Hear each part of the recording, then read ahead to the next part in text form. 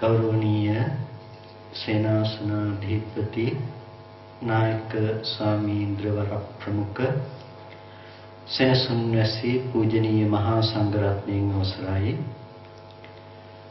ශ්‍රද්ධා සම්පන්න කාරුණික පින්තුනි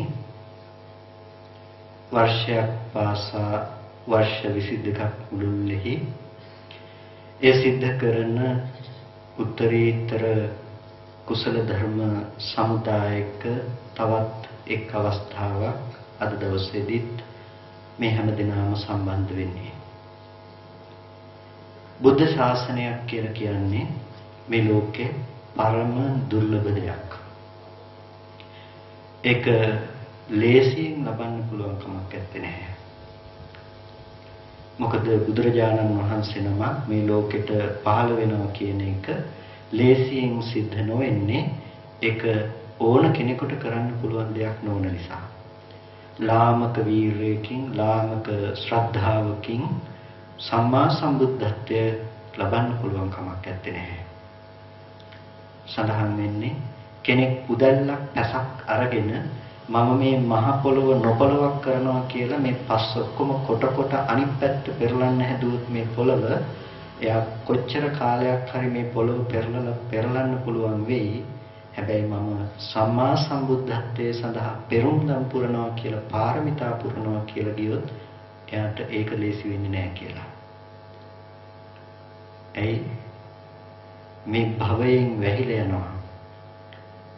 භවයෙන් වැහිලා යනවා කියලා කිව්වේ එකපාර කරන ප්‍රාර්ථනාවක් අපිට ඊළඟ දවස වෙනකොටවත් හරියට මතක නැහැනේ. නමුත් සම්මා සම්බුද්ධත්වයේ පතන බෝධිසත්වයන් වහන්සේ නමක් මනෝ ප්‍රනිධාන වශයෙන්ම කොච්චරනම් කාලයක් ඒක ප්‍රාර්ථනා කරගෙන පෙරම්දම් පුරනවාද. එනිසා මේ ලේසි කාරණයක් නෙමෙයි. ඒක බොහොම අසීරු දෙයක්. ඒ අසීරුතාවය නිසාම තමයි සම්මා සම්බුදුරජාණන් වහන්සේලා වැනි උත්තමයන් වහන්සේලා මේ ලෝකේ පරම දුර්ලභ. ඒ බුදුරජාණන් වහන්සේ නමක් ලෝකේ පහළ වෙලා අපිට බොහොම වටිනා ධර්මයක් දේශනා කරනවා. ඒ ධර්මය අපිට දෙලොව සැනසෙල්ල පිණිස පවතින ධර්මයක්.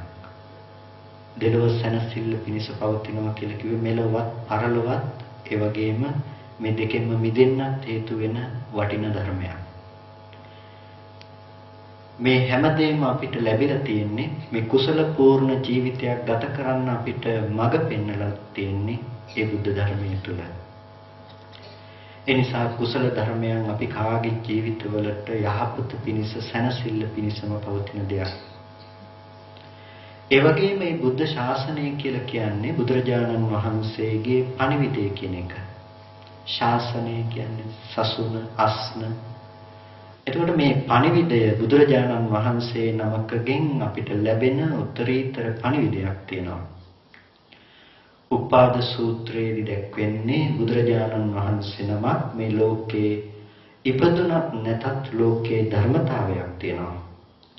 ඒ ධර්මතාවය තමයි හටගත් දේ ඉතුරු නැතුව නිරුද්ධ වෙලා යන ධර්මතාවය. අනිත්‍ය ධර්මතාවය මේ ලෝකේ සදාතනික ධර්මයක්. ඒ අනිත්‍ය ධර්මතාවයේ ලෝකෙට නොපෙනෙන නිසා බුදුරජාණන් වහන්සේ නමක් ස්වයංභූ ඥාණයෙන් අවබෝධ කරගෙන ඒක ලෝකෙට දේශනා කරනවා. ඒ දේශනා කරන උතුම් පණිවිඩය අපිට ශ්‍රාවකයන් විදිහට අහලා අවබෝධ කරගෙන සසර දුක කෙලවර කරගන්න පුළුවන්කම තියෙනවා. ඒක තමයි බුද්ධ ශාසනයකින් ලබා ගන්නට පුළුවන් අග්‍රතම ඵලය බවට පත් වෙන්නේ. මේ වගේ ශාසන මේ වගේ ධර්මයන් ලෝකේ ඇත්තේ නැහැ. ලෝකේ ඕනතරම් සමේ දර්ශන තියෙනවා. ආගම් ගොඩක් තියෙනවා. ඒ හැම ආගමකම ලබන අග්‍රතම ඵලය පිළිබඳව බැලුවොත් මරණින් මත්තේ ලැබෙන සුගතිය, මරණින් මත්තේ ලැබෙන විමුක්තියක් ගැන කතා කරනවා. නමුත් බුදුරජාණන් වහන්සේගේ ශාසනයේ, අපේ බුද්ධ ශාසනයේ විතරයි අග්‍රතම ඵලය මේ ජීවත් වෙනකොටම ලබන්න පුළුවන් දෙයක් වෙන්නේ. අපි කෙනෙක් මරුණට පස්සේ නිවන් සැප ලැබේවා කියලා ගැහුවට මැරිලා නිවන් දකින්න පුළුවන් කවුරුත් ඇත්තේ නැහැ. නිවන් දකින්න පුළුවන් ජීවත් වෙන කෙනෙකු විසින් පමණක්මයි. එනිසා අපිට බුද්ධ ශාසනයකින් අපි ලබා ගත යුතු වෙන්නේ ඒ අග්‍රතම ඵලය ලබා ගන්න එක. ඒක හැබැයි අපිට විශිෂ්ට නුවණක් ඕනේ, සියුම් දැක්මක් අපිට අවශ්‍ය වෙනවා. ඒ බුද්ධ දර්ශනය බුදුරජාණන් වහන්සේ පෙන්වපු ප්‍රතිපදාව දේශනා කරන්න, අවබෝධ කරගන්නට. ඒ ලෝකයා යන්නේ අනුසෝතගාමී ප්‍රතිපදාවක් තුල. අනුසෝතගාමී කියලා කියන්නේ අනුව යනවා. පහළට ගලන ගඟක ඕනම දෙයක් පහළට ගහගෙන යනවා. පීනන කෙනෙකුට පල්ලෙහා අතට පීනන එක අපහසු දෙයක් නෙමෙයි, පහසු දෙයක්. ඒ පහළට ගලන ගඟේ පහළට පීනනවා වගේ තමයි මේ අනුසෝතගාමී ප්‍රතිපදාව කියලා දැක්වෙන්නේ. ලෝකයේ අනුසෝතගාමී ප්‍රතිපදාවකයි ගමන් කරන්නේ. ඔක්කොම එකම දිශානතියකට නෙමිලා. අපි කවුරුත් අපේ ජීවිත දිහා හැරිලා බැලුවොත් විවිධ තරාතිරම් වල විවිධ මට්ටම් වල ජීවත් වුණාට අපි කවුරුත් බලාපොරොත්තු වෙන්නේ මොකද්ද? දුක කියන දේ අයින් කරන්න, සැප කියන දේ ජීවිතේට ලක් කරගන්න. ඒ සැප සහ දුක ගෙනෙන දේ අපි දකින්නේ කොහේ තියෙන දෙයක් හැටියටද? භෞතික ලෝකයේ තුල ඉඳලා ලැබෙන දුක, සතුටක්. ඒ නිසා ලෝකෙ තුලින් එන දුක අයින් කරලා සැප අපි හොයන්නට ඕනේ. ඕක තමයි අපේ තියෙන අනුසෝතගාමී බව.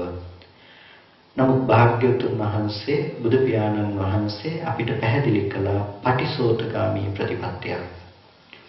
පටිසෝතගාමී කියලා කියන්නේ මේ පහළට ගලන ගඟක උඩු අතට පිහිනනවා වගේ බොහොම අපහසු දෙයක්.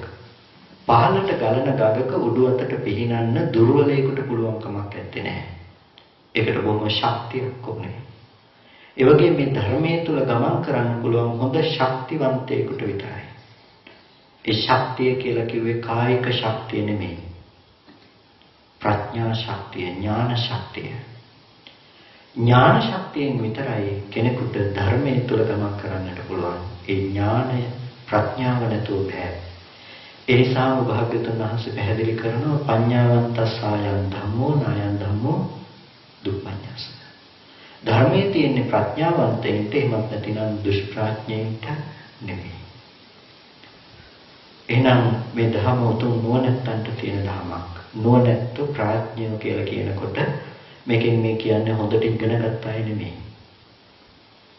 හොඳට ඉගෙන ගත්ත කියන එක මත නෙමෙයි මේ ශාසනයේ ප්‍රඥ සහ දුෂ්ප්‍රඥ බව තීරණය කරන්නේ. අකුරක්වත් ඉගෙන ගත්තේ නැති කෙනෙක් වුණත් ප්‍රඥෙක් වෙන්න පුළුවන්කම තියෙනවා.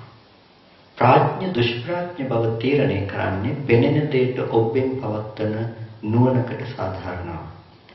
ලෝකෙ තුල අපි දකින නුවණැතිකමත් එක්තරා මෝඩකමක්.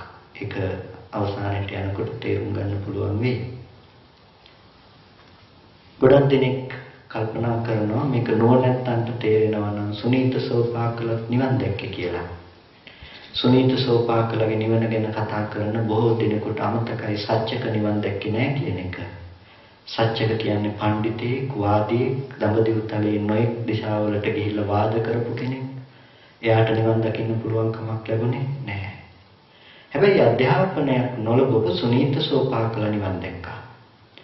ඒ නිසා තමයි ඒක නාමකින් කියලා අහනකොට සබ්බේ සත්තා ආහාර ඨිතිකා කියලා උත්තර දුන්නා. එක කියන්නේ මොකක්ද කියලා අහනකොට මේ මුළු තුන් ලෝකයේ පිළිබඳවම තනි වචනයෙන් කියනවා නම් කියන්නට පුළුවන් මුළු සියලුම සත්‍යය ප්‍රත්‍යයෙන් යැපෙනවා, ආහාරයෙන් යැපෙනවා කියලා. එතකොට මේ මුළු තුන් ලෝකෙම එකතු කරලා උත්තරේ දුන්නේ. දෙක කියන්නේ මොකක්ද කියනකොට නාම රූප ධර්ම කියලා උත්තර දුන්නේ. අපෙන් කවුරු හරි අහුවොත් එක කියන්නේ මොකක්ද කියලා? එක කියන්නේ දෙක නෙමෙයි, එක කියන්නේ එක කියයි. එතකොට අපි ප්‍රඥාව වැඩුණු තැන සහ එතන ප්‍රඥා ඉන්ද්‍රිය වැඩුණු බව ගැන කල්පනා කරලා බලන්න. එතකොට ඒකට වයස අදාළ වුණේ නැහැ. අධ්‍යාපනය අදාළ වුණේ නැහැ. නමුත් ප්‍රඥාව අතින් බොහොම ශ්‍රේෂ්ඨත්වයට ගියා. ඒ නිසා මේ ශාසනයේ ප්‍රඥාව කියලා කියන්නේ සාමාන්‍ය ලෝකෙට නොපෙනෙන ඇත්ත යථාර්ථය අවබෝධ කරගන්න පුළුවන් ඇත්තක්. ඒ ඇත්තට සාපේක්ෂව ලෝකේ ඉන්න ඔක්කොම දුෂ්ප්‍රඥයි. ඒ යථාර්ථයට සාපේක්ෂව. ඒ නිසා ඒ යථාර්ථය හොයන්නට පෙළඹෙන්නේ යම් පමණක හෝ දුෂ්ප්‍රඥ බව තේරුම් ගත්ත පඬිතෙක්. යෝබාලෝ මඤ්ඤති බාල්‍යං පණ්ඩිතා චාප්තේනසෝ. යම් කිසි කෙනෙක් තමාගේ බාල බව දන්නවා නම් ඒකම තමයි ඔහුගේ තියෙන පඬිත බව. ඒ වගේ අපි දන්නවා නම් අපේ තියෙන දුෂ්ප්‍රඥ බව සහ ප්‍රඥෙක් වේ යුත්තේ කොහොමද කියන එක ඒකම නොනැති බවක්. එනිසා මේ ධර්මපරයය බොහොම හොඳට අහන්න, හොඳට දරා ගන්න. ටිකක් ගැඹුරු වෙන්න පුළුවන්. අහලා පුරුදු නැති ආධුනික අය ඇති මේ ප්‍රදේශයේ වැඩි ධර්ම දේශනා කළ නැති නිසාම අහපුවත්ොත් ඇති. ඒ නිසා මම පුළුවන් තරමක් සරලව මුල ඉඳලා කරුණු කාරණා පැහැදිලි කරලා දෙන්නම්.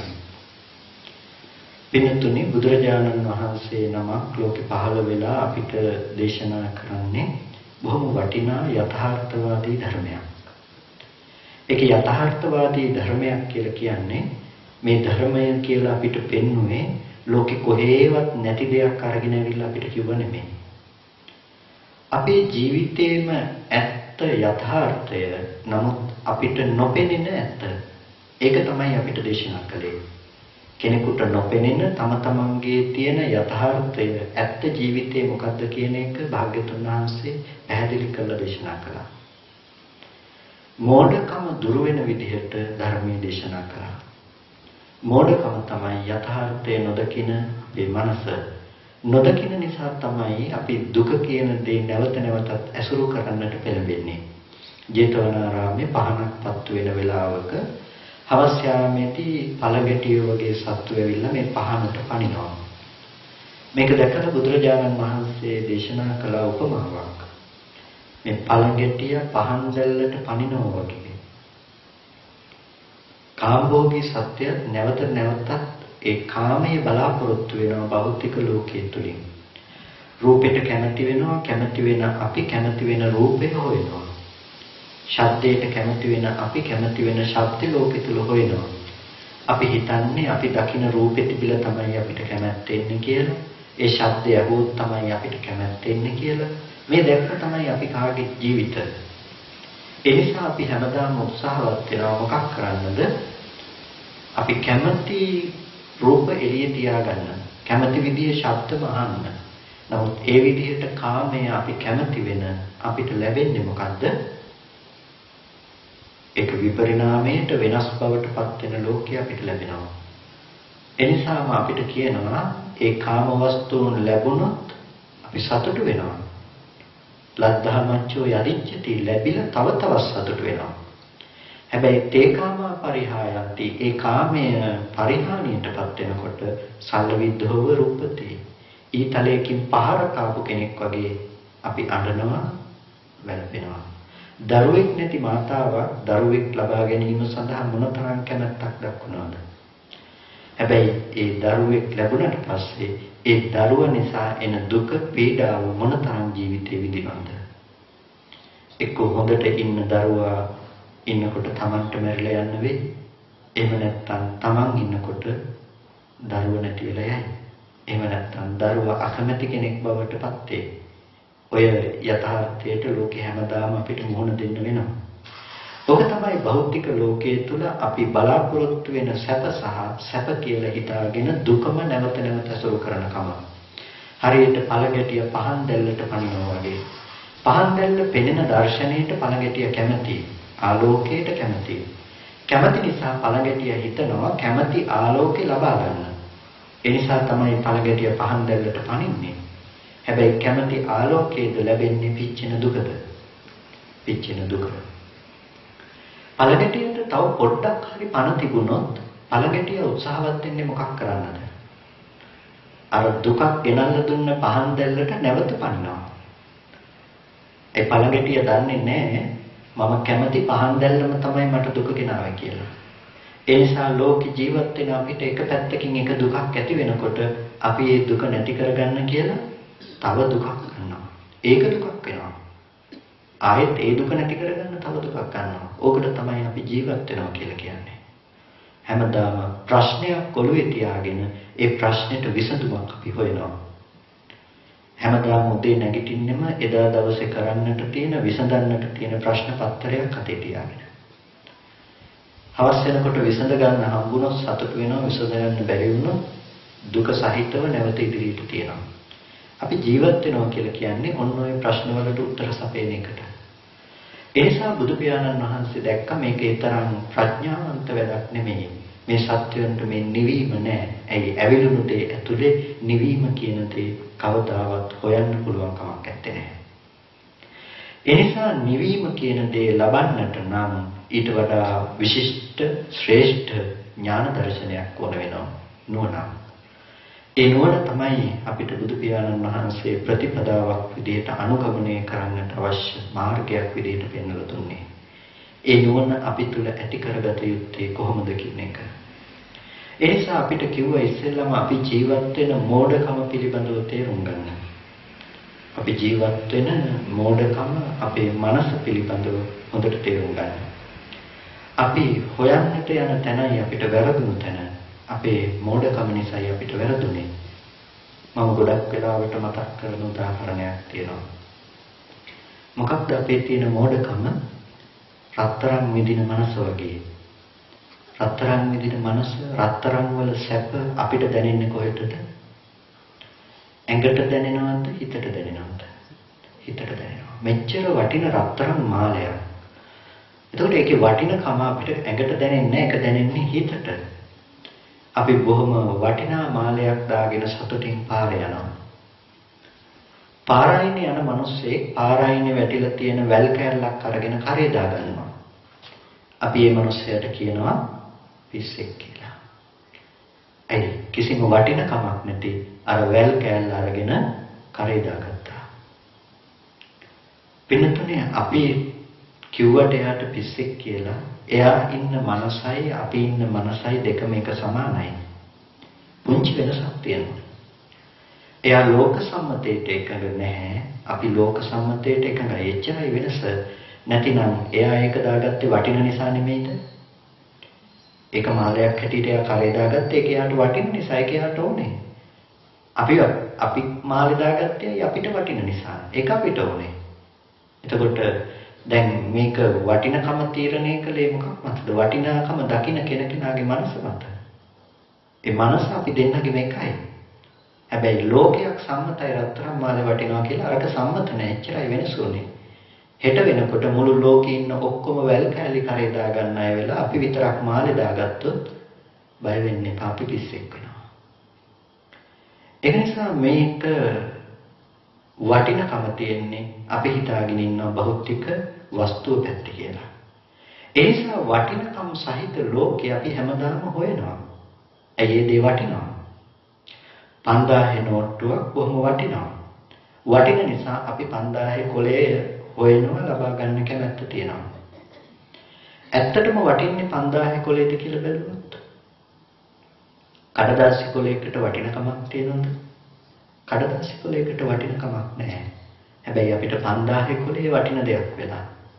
ඔය කොලේ ඇතුලේ තිබුණා නම් වටිනකම හෙට වෙනකොට රජයෙන් කිව්වොත් සියලුම 5000 කොල අවලංගුයි කියලා තවදුරටත් වටින්න උක. තවදුරටත් වටින්නේ නැහැ. ඔය කොලේ ඇතුලේ තිබුණා නම් වටිනකම කාටවත් පුළුවන් දෝක අයින් කරන්න. කෙනෙකුට ඕන වෙනකොට අයින් කරන්නයි, කෙනෙකුට ඕන වෙනකොට දාන්නයි. ඇතුලේ වටිනකම තිබුණා නම් කාටවත් බෑ ඒක කරන්න. එහෙනම් මේකේ වටිනකම තිබුණේ කොලේ ඇතුලේ නෙමෙයි. ඒක වටිනවා කියලා දකින කෙනෙකුගේ මානසික පැත්තේ. මානසික පැත්තෙන් Taman හඳුනන වටිනකම කොලේ තියනවා කියලා හිතනකොට අපිට වටිනා කොලයක් හම්බෙලා තියෙනවා. ප්‍රශ්නේ තියෙන්නේ ওই වටිනා කොලේ රැක ගන්න තමයි අපි උත්සාහවත් වෙන්නේ. අපි ආශ කරන්නේ ඒකට. අපි දන්නේ නැහැ වටිනකම Taman ළඟ කියලා. කොලේට කිසිම වටිනකමක් තිබුණේ නැහැ කියලා. වටිනකමක් නැති බව දැක්කනම් අපි ඕකට ආශ කරන්නේ නැහැ. එනිසා මෙන්න මේ වගේ මෝඩ මනසක් කියලා අපි කිව්වේ වටිනකමක් නැති දෙයක වටිනකමක් විඳින අපේ මනසට. බුදුරජාණන් වහන්සේ අපිට දේශනා කළේ අන්නේ වටිනකමක් නැතුව වටිනකම විඳින මනස පිළිබඳව අවබෝධ කරගන්නට අවශ්‍ය ක්‍රමයක්. ඒකට තමයි අපිට පෙන්වුවේ ආර්ය අෂ්ටාංගික මාර්ගය කියලා. ආර්ය අෂ්ටාංගික මාර්ගයේ ශ්‍රේෂ්ඨතම ප්‍රතිපදාව පළවෙනි මාර්ගයේ සම්මා දිට්ඨිය යහපත් දැකීම කියන එක. යහපත් දැකීම කියනකොට කොටස් දෙකක් තියෙනවා. කම්මස්සගත සම්මාදිට්ඨිය, ලෝකෝත්තර සම්මාදිට්ඨිය. කර්මයෙන් කර්මඵලය අදහන නුවණ කම්මස්සගත සම්මාදිට්ඨිය. ඒක උපදි වේපක්ඛා මේ උපදි සහිත, පාක සහිත ධර්මයන් කුසලයේ අකුසලයේ හඳුනනකම. ඊට පස්සේ ලෝකෝත්තර සම්මාදිට්ඨිය. මෙන්න මේ විදිහට අපිට ප්‍රතිපදාව පිළිබඳව හඳුනගෙන ප්‍රතිපදාව වඩනකොට අපි තුල ඇතිවිය යුතු ධර්මතා සමූහයක් තියෙනවා. අද කාලේදී ධර්මයේ පිළිබඳව සමාජය තුල නොයෙක් ප්‍රශ්න ගැටලු තියෙනවා. ප්‍රතිපදාව වඩනකොට වඩන ප්‍රතිපදාව පිළිබඳව යම් ප්‍රශ්න ගැටලු තියෙනවා. ඒ නිසා බොහෝ වටිනා සූත්‍රයක් තියෙනවා. මේ සූත්‍ර දේශනාවේදී භාග්‍යවතුන් වහන්සේ අපිට පැහැදිලි කරන්නේ මේ ධර්ම ප්‍රතිපදාව තුළ අපි හරියට යනවා නම් අපි කොහොමද තීරණය කරගන්නේ අපි වඩන ප්‍රතිපදාව නිවැරදි කියන එක. ඒ නිසා තමයි බුදු පියාණන් වහන්සේ දේශනා කරනවා යම් කෙනෙක් ආර්ය අෂ්ටාංගික මාර්ගයේ වඩනවා නම් ඔහු සාක්ෂාත් කළ යුතු ධර්මය සාක්ෂාත් කරනවා. ඒ වගේම පිරිසිඳ දැක්විය යුතු ධර්මයේ පිරිසිඳ දකිනවා, ප්‍රහාණය කළ යුතු ධර්මය ප්‍රහාණය කරනවා, වැඩි යුතු ධර්මයෙන් වඩනවා. ආර්ය අෂ්ටාංගික මාර්ගයේ වඩන කෙනා. එතකොට ආර්ය අෂ්ටාංගික මාර්ගයේ වඩන කෙනා පළවෙනිම දේ පිරිසිඳ දැක්විය යුතු ධර්මයන් පිරිසිඳ දකිනවා. මොකද්ද පිරිසිඳ දැක්විය යුතු ධර්මය? පංච උපාදානස්කන්ධ ධර්මය. මේක තමයි පිරිසිඳ දැක්විය යුතු ධර්මය. පංච උපාදානස්කන්ධ ධර්මය. පංච උපාදානස්කන්ධය කියන්නේ රූප, වේදනා, සංඥා, සංඛාර, විඥාන. හරියටම කියනවා නම් ඒක නෙමෙයි රූප උපාදානස්කන්ධය, වේදනා උපාදානස්කන්ධය, සංඥා උපාදානස්කන්ධය, සංඛාර උපාදානස්කන්ධය, විඥාන උපාදානස්කන්ධය. රූපයක් තියෙනවා, රූපස්කන්ධයක් තියෙනවා. මේ දෙකක්. රූපය සහ රූප උපාදානස්කන්ධය. රූපය කියනකොට ප්‍රිය රූපේ, සාත රූපේ, රූපයි රූපස්කන්ධ නෙමෙයි. ප්‍රිය රූප, සාත රූප කියලා කියන්නේ ප්‍රිය රූප කියලා කියන්නේ අපි කැමති රූප. අපි ලෝකේ දකින්න කැමති, අහන්න කැමති, විඳින්න කැමති දේවල් වලට කියනවා ප්‍රිය රූප කියලා. අපි හිතනවා නම් අපිට සැපගෙනෙන රූප කියලා ඒවලට කියනවා සාත රූප කියලා. ප්‍රිය රූප, සාත රූප. ප්‍රිය රූප, සාත රූප වලට කිව්වා රූප. හැබැයි රූපස්කන්ධ නෙමෙයි. රූපස්කන්ධය රූපත් වෙනවා, රූපස්කන්ධත් වෙනවා. රූපය රූපස්කන්ධ වෙන්නේ නැහැ. මේක බොහොම වටිනා સિદ્ધාන්තයක්. පටල ගන්න එපා. රූපේ කියනකොට ඒක රූපස්කන්ධ වෙන්නේ නැහැ. ඒක රූපය. රූපස්කන්ධය කියනකොට රූපත් වෙනවා, රූපස්කන්ධ වෙනවා. මොකද්ද රූපස්කන්ධය? චත්තාරෝච මහා භූතා චතුර්ණංච මහා භූතානං උපාදාය රූපං. සතර මහා ධාතුව සතර මහා ධාතුව නිසා පවත්නා උපාදාය රූපයක්. මේකට කියනවා රූපස්කන්ධය කියලා. රූපස්කන්ධය කියලා කියනකොට මෙතන තියෙන ලක්ෂණයක් තියෙනවා. ඒ තමයි අනාත්ම ලක්ෂණය.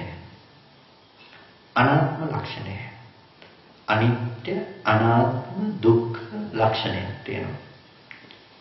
රූප උපාදානස්කන්ධය කියනකොට සාසවා උපාදානීය ආශ්‍රව වලට හිත, ආශ්‍රව සහිත උපාදානයට හිත, උපාදාන සහිත මානසික මට්ටමකට ලැබෙන දෙයක්. එතකොට අපිට අද දවසේදී තේරුම් ගත යුතු දේ තමයි අන්නේ රූපයත්, රූපස්කන්ධයත් කියන මේ ධර්මයේ පිළිබඳව. රූපේ කියනකොට අපි ප්‍රිය රූප, සාත රූප කියලා කිව්වා. අපේ ජීවිතෙන් බැලුවොත් අපි සැප ගෙනෙන, අපි බලාපොරොත්තු වෙන රූපයට කියන්නේ රූප උපාදානස්කන්ධය. රූපයක්.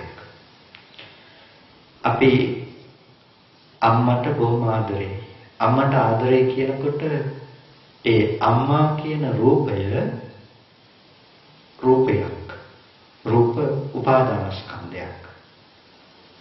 අපි කැමති, අපි බලාපොරොත්තු වෙන, අපි දැක්කහම අපිට සතුට එන ඒ අම්මා කියන රූපේ බාහිර තියෙන රූපයක්. ඒ නිසා අපි මේ රූපය අපිට ඕන විදිහට පවත්වන්නට, කැමති විදිහට තියාගන්නට අපි හැම වෙලාවකදීම උත්සාහවත් වෙනවා. ඔක තමයි අපේ තියෙන අද දවසේ මානසික ස්වභාවය, රූප උපාදානස්කන්ධය. බුදු පියාණන් වහන්සේ පැහැදිලි කළ රූපස්කන්ධය. රූපස්කන්ධයට අම්මවයිති නැහැ. එතන තියෙන්නේ සතර මහා ධාතු උපාදාය රූපයත් කියන අනාත්ම ලක්ෂණ ටික. එතකොට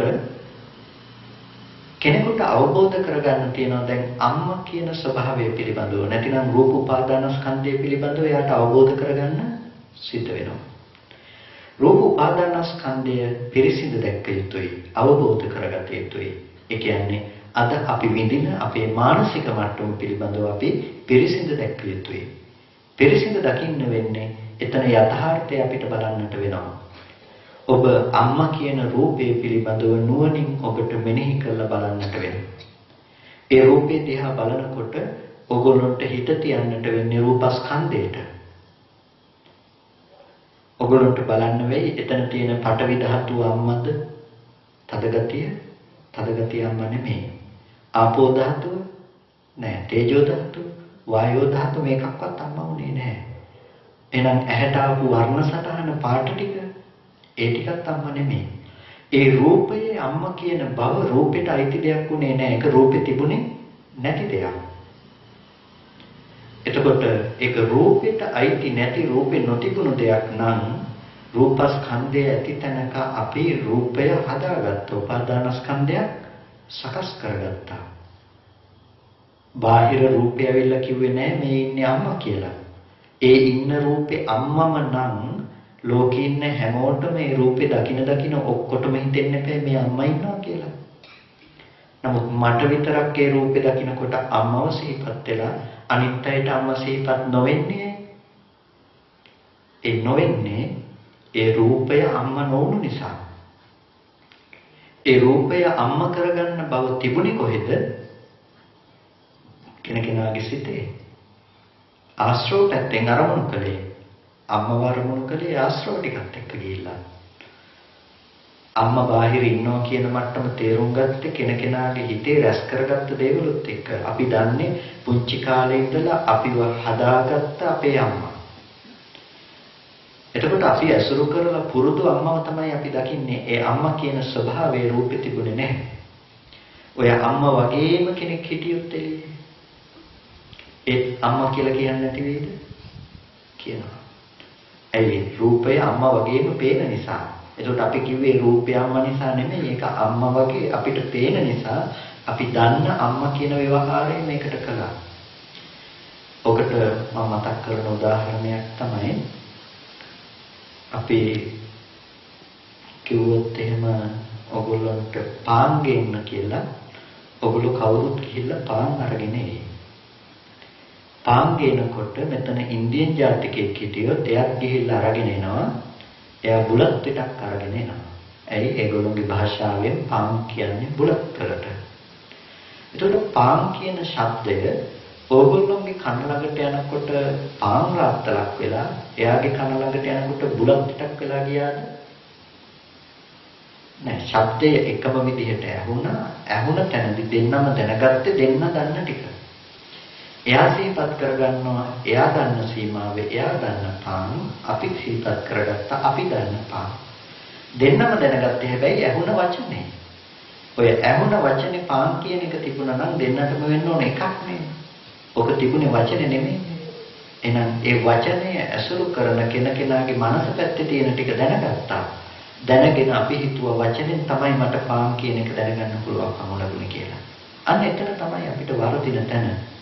එළිය රූපය අපි ළඟට එන්නේ අනාත්ම ස්වභාවයකින්මයි. ඒ අනාත්ම ස්වභාවයක් පවතින රූපයේ ආත්ම සංඥාවකින් ඇසුරු කරන්නේ කවුද? අපි හිතනවා අර කලින් ඉඳලා ඉන්න එක දිගට ජීවත් වෙන අපේ අම්මමයි කියලා හිතනවා. එතකොට ඒක තමයි අපේ ආත්ම සංඥාව, ආත්ම ස්වභාවය, සංකල්පය. ආත්ම සංකල්පය අපි ඒකට පතිත කරලා ආත්මවත් වූ අම්මව හදා ගන්නවා. අපි පාරේ වාහනයක් යනකොට අපි කියනවා මේ වාහනේ යනවා මට පේනවා කියලා. ඇත්තටම වාහනේ යන එක පේනවද? අපි සම්මුත විදිහට බැලුවොත් යන එක අපිට පේනවා. නමුත් ඇත්තටම යන එක පේන්න පුළුවන් කමක් නැත්තේ නැහැ. මෙතන පෙනෙන රූපය තව තැනකින් පේනකොට අපි කියනවා මෙතන ඉඳලා මේ වස්තුව අතෙන්ට ගිහිල්ලා කියලා. ඒ නිසා ඒක තීරණය කරගත්තේ අපි යෝග වේගින් වෙනකොට වාහනේ වේගින් යනවා වෙලා ඔක හෙමින් වෙනකොට වාහනේ හෙමින් ගිහිල්ලා.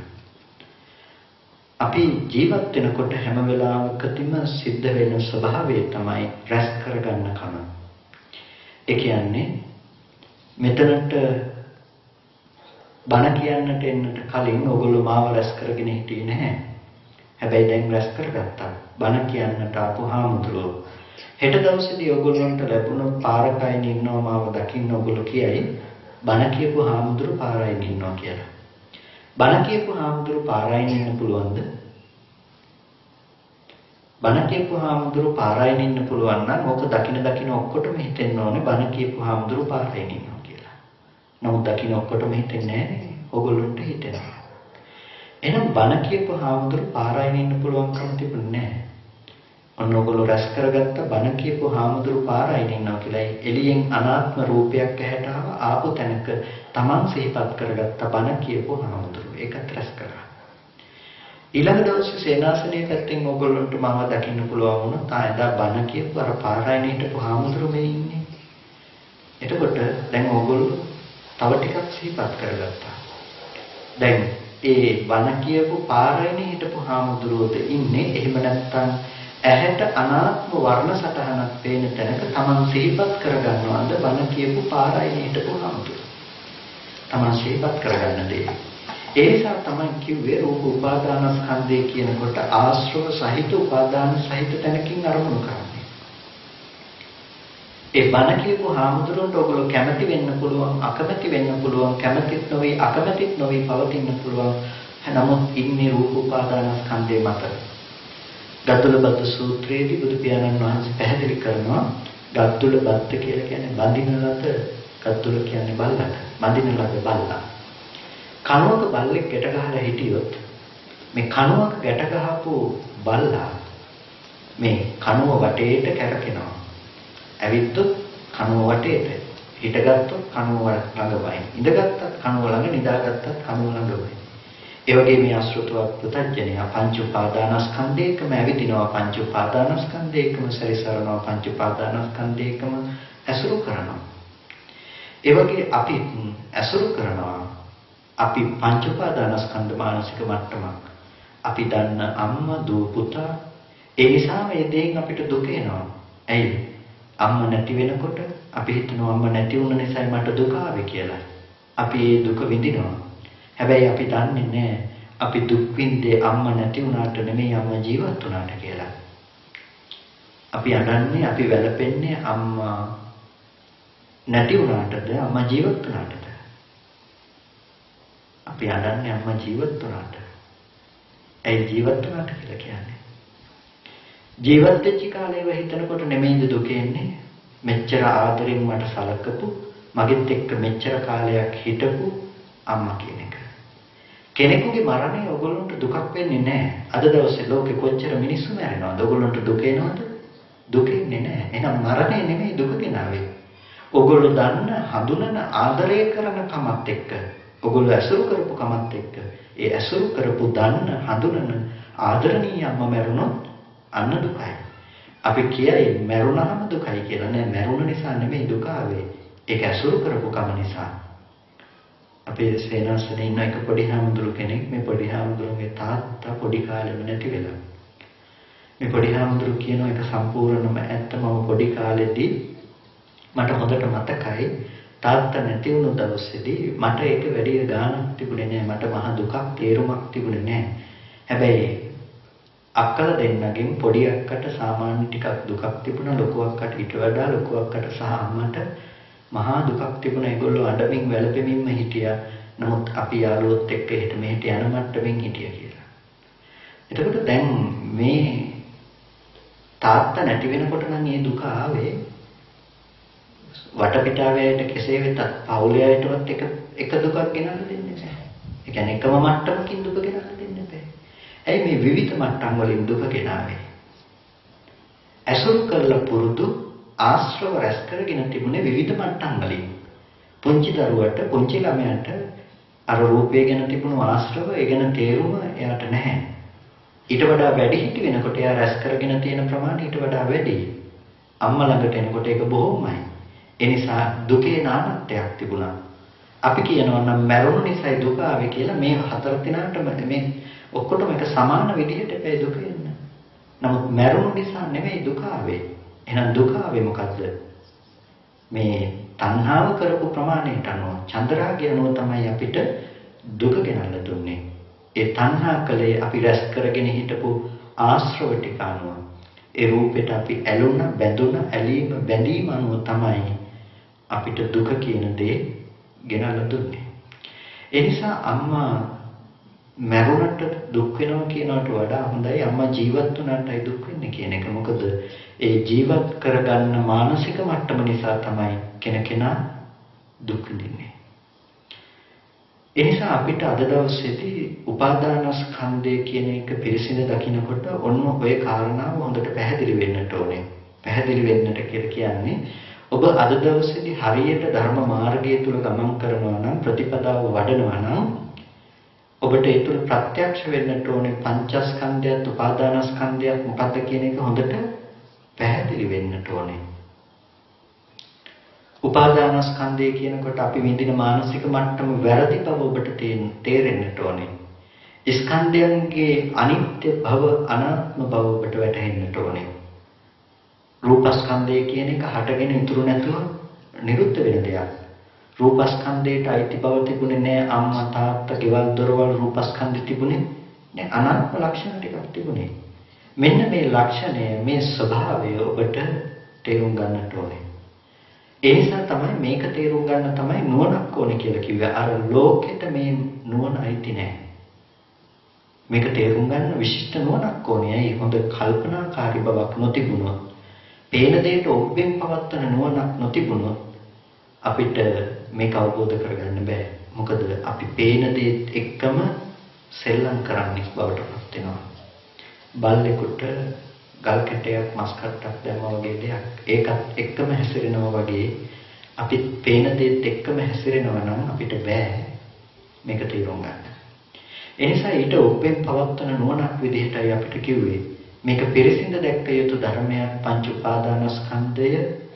එතකොට අපිට ස්කන්ධ ධර්මතා පිළිබඳව නුවණක් ඇති වෙන්නට ඕනේ. අම්මා පිළිබඳව විඳින වේදනාව තියෙනවා නම් සැකසහගතයකට කියනවා වේදනා උපාදානස්කන්ධය කියලා. අම්මා පිළිබඳව පවත්තන සංඥාවක් තියෙනවා නම් හිතන කමක් තියෙනවා නම් දැනගන්න කමක් තියෙනවා නම් ඒකට කියනවා පංච උපාදානස්කන්ධය කියලා මේ ටිකට. ඊට පස්සේ අනාත්ම ස්වභාවයකින් පවතින භූතයට කියනවා යථාර්ථයට කියනවා ස්කන්ධ ධර්මතාවය කියලා. මෙන්න මේ දෙක විදිහට අපිට අවබෝධ වෙන්නට ඕනේ. ආර්ය අෂ්ටාංගික මාර්ගය තුල ඔබ හරියට යනවද වඩනවද කියලා ඔබට තීරණය කරගන්න පුළුවන්. ඔබට යම් පමණකින් හරි මේ ධර්මතාවයන් ගැන නුවණක් ඇති වෙමින් පවතිනවා නම් නුවණක් ඇති වෙනවා නම් ඊට පස්සේ දෙවෙනි කාරණාව ඔහු ප්‍රහාණය කළ යුතු ධර්මය ප්‍රහාණය කරනවා.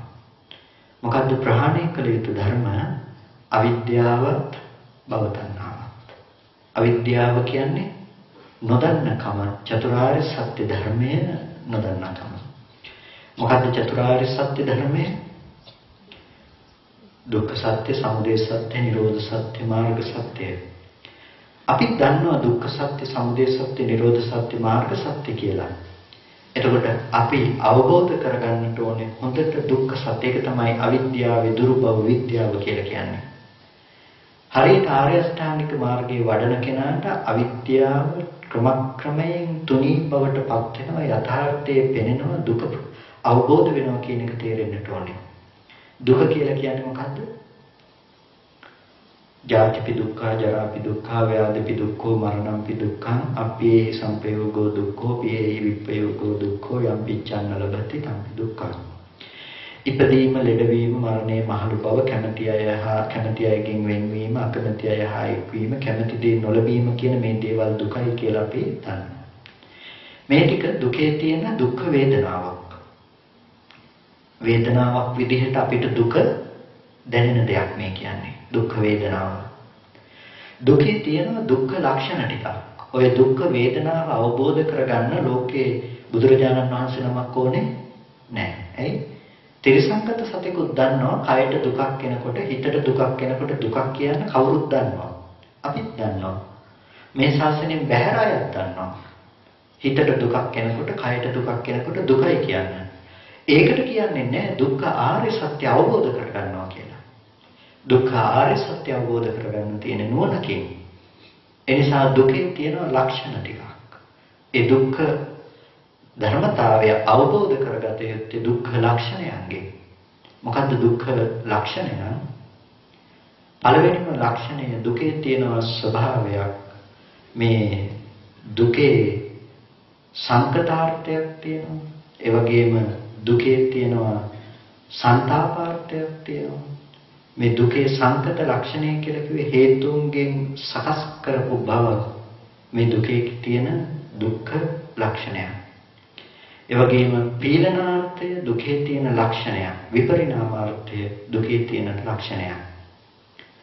පීලනාර්ථය කියනකොට පෙළීම. දුකේ තියෙන දුක්ඛ ලක්ෂණයන්ගෙන් පීලනාර්ථය කියනකොට පෙළීම. පීලනට්ඨෝ කියලා එක දක්වනවා. පීලනට්ඨෝ. පීලනාර්ථය පෙළීමේ අර්ථය. පෙළීම කියනකොට අපි දන්න පෙළීම කායික පෙළීමත් මානසික පෙළීමත්. මෙතන කතා කරන්නේ කායික මානසික පෙළීමම නෙමෙයි. ලක්ෂණ විදිහට පවතින එක. ඒ ලක්ෂණය තමයි පීලනාර්ථයේ තියෙන ලක්ෂණය. හේතු පෙළෙන බව. හේතු ධර්මයන්ගේ ඇති පෙළීම පීලනාර්ථයේ දුක්ඛ ලක්ෂණය. හේතු ධර්මයන්ගේ පෙළීම කියලා කියන්නේ හේතුවට ඕන විදිහට පවතින්නට පුළුවන් කමක් නැත්තේ නෑ. හේතුවට ඕන විදිහට පවතින්න පුළුවන් කමක් නැත්තේ නෑ. හේතුව නැති වෙලා යනවා. ဒုတိ ය ද්වය සූත්‍රය වගේ සූත්‍ර දේශනාවක් බලනකොට දකින්න පුළුවන් මේ ඇහැ කියන එක අනිත්‍ය ධර්මයක්, නැති වෙලා යන විපරිණාම ස්වභාවයට තියෙන ධර්මයක්. රූපය කියන එක අනිත්‍ය විපරිණාම ස්වභාවයක්. මේ ඇහැ රූප දෙක අනිත්‍ය ධර්මයක් වෙනකොට ඇහැ රූප දෙක නිසා හටගත්ත චක්කු විඥානය කොහෙන් නිට්ටය වෙන්නද කියලා. එතකොට මේ හේතුන්ට පවතින්නට බැරිකම නිසාම ඵලයට ඕන විදිහට පවතින්න පුළුවන් කමක් නැත්තේ. ඇහැට ඕමනාව තිබුණා කියලා එක දිගටම Taman කැමති රූපේ දිහා බලන් ඉන්න ඒක පුළුවන් කමක් නැත්තේ නෑ. ඇයි? ඇහැ නැති වෙලා යන ස්වභාවයෙන් යුක්තයි. රූපෙට පුළුවන් කමක් නැහැ ඇහැට පතිත වෙලා ඉන්න. ඇයි? ඇහැ නැති වෙන ස්වභාවයෙන් යුක්තයි. නිසා මේ හේතුන්ගේ තියෙන පෙළෙන බවක් ඒක දකින්න බෑ. අපි සම්මතයේ දකින දුක් වේදනාවකින්. ලෝකේ අපි හිතාගෙන ඉන්නේ දුක තේරෙනවා කියනකොට දුක් වේදනාවෙන් දුක දකින්න ඕන කියලා. මම මුලින්ම මතක් කළා වර්තමානයේ තියෙන සමාජය තුළ ධර්මයේ පිළිබඳව නොයෙක් දෘෂ්ටිවාදයන් කියලා. මේ ධර්මයේ විනාශ කරන විකෘති කරන පිරිසක් ඉන්නවා. මේ පිරිස විසින් ධර්මයට නොයෙක් අර්ථකථන නොයෙක් විකාර රූපී අර්ථයන් සපයනවා. ඔවුන් විසින් සපයනවා අනිත්‍ය කියන එකට අර්ථයක් අනිච්ච කියලා. මහ ප්‍රාණ ඡයන්න එන්නට ඕනේ. අනිච්ච නෙමෙයි අනිච්ච බවට පත් වෙන්නට ඕනේ. අනිච්ච කිව්වහම ඒකට අනිත්‍ය කියන්න පුළුවන්. අනිච්ච කිව්වහම කැමැතිසේ නොපවතිනවා කියලා කියන්න පුළුවන්. කියලා ඔවුන් තමයි ඒක කියන්නේ. නමුත් පාලි භාෂාව අනුව එම් කියන්න පුළුවන් කමක් නැත්තේ. අනිච්ච කියලා පදයක් නෙමෙයි අනිච්චා කියලා පදයක් තියෙනවා. ඒ පදයේ යෙදিলা තියෙන්නේ තෘෂ්ණාව නැති බව හඟවන්නට. තෘෂ්ණාව නැති බව හඟවන්නට ප්‍රකාශ කර පදයක් අපිට කැමැතිසේ වෙන්නේ නැහැ කියන අර්ථයකට ගන්න පුළුවන් කමක් නැත්තේ. ඒක වෙනම කතා කළ යුතු දෙයක්. නමුත් මෙතන කතා කරනකොට දැන් මේ අනිත්‍ය කියන එක වැරදි කියලා කැමැතිසේ නොපවතිනවා කියන ඕන් ඒකට අපූර්ව තර්කයක් ඉදිරිපත් කරනවා. ඒ තර්කය තමයි බුදු පියාණන් වහන්සේ දේශනා කරනවානේ යද නිච්ඡං තං දුක්ඛං කියලා. යමක් අනිත්‍ය නම් ඒක දුකයි. එතකොට අනිත්‍ය දේ දුකයි කියන මේ තර්කය අරගෙන කියනවා ඔගොල්ලන්ට පිළිකාවක් හැදෙනවා. පිළිකාව අනිත්‍ය වෙනවා. දැන් දුකද සැපද? පිළිකාව අනිත්‍ය වුණොත් දැන් සැපයි. ඔළුව කැක්කුමක් තියෙන ඔළුව කැක්කුම නැති වෙලා යනවා. අනිත්‍ය වුණා. දැන් දුකද සැපද? සැපයි. එහෙනම් මේ ලෝකේ යද නිච්ඡං තන් දුක්ඛං කිව්වේ අනිත්‍ය දේ දුකයි කිව්වේ සැප අනිත්‍යයක් තියෙනවානේ. සමහර දේවල් අනිත්‍ය වෙනකොට සැප ඇවිල්ලා. එහෙනම් යද නිච්ඡං තන් දුක්ඛං කියන එක වැරදි. එහෙනම් මේකට දෙන්න ඕනේ අර්ථය මොකද්ද? කැමැතිසේ නොපවතින ඒවා දුකයි. එතකොට ගැලපෙනවා. දැන් ඕක සාමාන්‍ය දැක්මකින් අහගෙන ඉන්න ඕන කෙනෙකුට හිතෙනවා ඇත්තනේ. හැම අනිත්‍යක්ම දුක ගෙනාවේ නෑනේ කියලා හිතෙනවා. ධර්මයේ නොදන්න අව්‍යක්ත කෙනෙක් හිටියොත් ඒ කෙනාට හිතෙනවා ඇත්ත තමයි. කැමැතිසේ නැති දෙන්නේ දුක ගේන්නේ. එහෙනම් අනිත්‍ය නෙමෙයි මේ අනිත්‍ය නෙමෙයි මේ කියන්නේ කැමැතිසේ නැති බවයි කියන්නේ කියලා ඔහු ඒ දෘෂ්ටියට අනුගත වෙනවා. නමුත් හොඳට ධර්මයේ තේරුම් ගන්න කෙනෙකුට නම් අවබෝධ කරගන්නට පුළුවන්කම තියෙනවා. මේ ශාසනය කතා කරන්නේ දුක කියන දේ ඔය අනිත්‍ය නිසා දුකයි කියනකොට අනිත්‍ය කියන දේ දුකයි කියනකොට මෙතන කතා කරන්නේ දුක කියන එක දුක්ඛ ලක්ෂණයක් විදිහට. දුක්ඛ ලක්ෂණයක් විදිහට කියන්නේ අර අපි කතා කරපු දුක්ඛ ලක්ෂණයන්ගෙන් පීලනාර්ථයේ දුකක් තියෙනවා. ඒ තමයි හේතු නිසා හටගත්ත දේ හේතු නැති වෙනකොට නැති වෙලා යනවා. ඒක තමයි ස්වභාවය. එතකොට ඒක සැප වේදනාවටත් පොදුයි දුක් වේදනාවටත් පොදුයි උපේක්ෂා වේදනාවටත් පොදුයි. ඒ දුක පොදු නැද්ද? ඒ දුක පොදුයි. ඇයි? හේතු බිඳෙනකොට බිඳිලා යනවානේ. ඔගොල්ලෝ අද සැපයි කියලා හිතන සතුට වෙන රූපේ නැති වෙලා යනකොට දුකෙන් නැද්ද? දුක වෙනවා. ඇයි? එතන හේතුන්ගෙන් සකස් කරන ධර්මයක් නේ. ඒ හේතුන්ට ඕන විදිහට පවතින්න පුළුවන් කමක් නැහැ. පීලනාර්ථයේ දුක තියෙනවා. ඒ නිසා යමක් හේතුන්ගෙන් නම් සකස් වෙන්නේ හේතු ධර්මයන්ව පිළීම තියෙනකොට ඒකට කියනවා දුක්ඛ ලක්ෂණයන්ගෙන් යුක්තයි කියලා. මේ ශාසනයේ දුක කතා කරන්නේ අන්න ඒ දුක්ඛ ලක්ෂණයෙන් මිසක දුක්ඛ වේදනාවෙන් නෙමෙයි.